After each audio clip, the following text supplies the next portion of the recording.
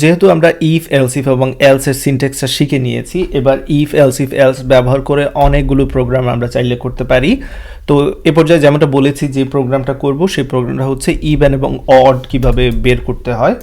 একটা সংখ্যা আমরা ইউজারের কাছ থেকে ইনপুট নেব এবং আমাদের প্রোগ্রাম বলে দেবে সেই সংখ্যাটা ইভেন না অড, অর্থাৎ জোড় না বিজোড়, সেটা আমাদের প্রোগ্রাম বলে দেবে।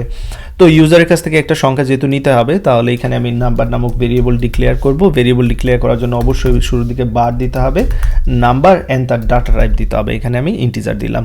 এবার ইউজারের কাছ থেকে ইনপুট নেব। ইনপুট নেওয়ার পূর্বে অবশ্যই ইউজারকে বলে দেবো যে আমি কি চাচ্ছি, তাহলে ইউজার তো বুঝতে পারবে।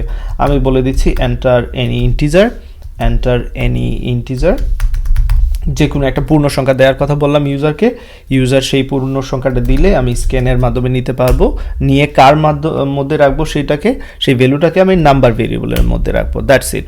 তো নাম্বার ভেরিয়েবলে আমরা কি করলাম, ভ্যালুটাকে নিলাম। এবার আমাদের কন্ডিশন চেক করার পালা। তো আমাদের যে সংখ্যাটা সেটা হতে পারে ইভেন, অথবা আমাদের সংখ্যাটা হতে পারে অড, আইদার জোড় হতে পারে অথবা বিজোড় হতে পারে। ইভেন আমরা কখন বলি, কোনো একটা সংখ্যাকে যদি আমরা 2 দিয়ে ভাগ করার পর ভাগ শেষ যদি 0 হয়, সেক্ষেত্রে সেই সংখ্যাটা হচ্ছে ইভেন বা জোড় সংখ্যা।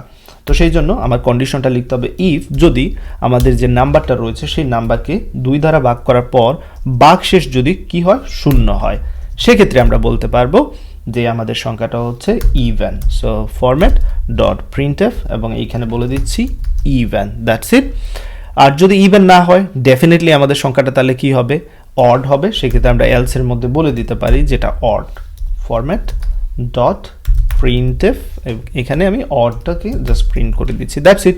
এই তো প্রোগ্রাম শেষ। ইভেন অডের প্রোগ্রাম আমাদের খুব ইজিলি আমরা করে ফেললাম। তাহলে আমরা এমন একটি প্রোগ্রাম করলাম যেটা ইউজারের কাছ থেকে একটি সংখ্যা ইনপুট নেবে, যেটা কিনা ইন্টিজার পূর্ণ সংখ্যা ইনপুট নেবে। নেবার পর সে বলে দিতে পারবে যে সেই সংখ্যাটি ইভেন না অড। তো চলুন আমরা প্রোগ্রামটি রান করে দেখি। আমি এখানে প্রোগ্রামটি রান করছি।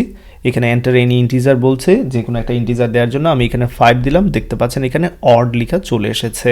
তো এখানে অবশ্যই নিউ লাইনটা দেওয়ার ইচ্ছা ছিল, আমি মিস করেছি, সেই জন্য দুঃখিত। এই যে নিউ লাইনটা দিয়ে দিচ্ছি। ওকে ফাইন, নিউ লাইন হবে /n, come on /n। Okay, so far so good.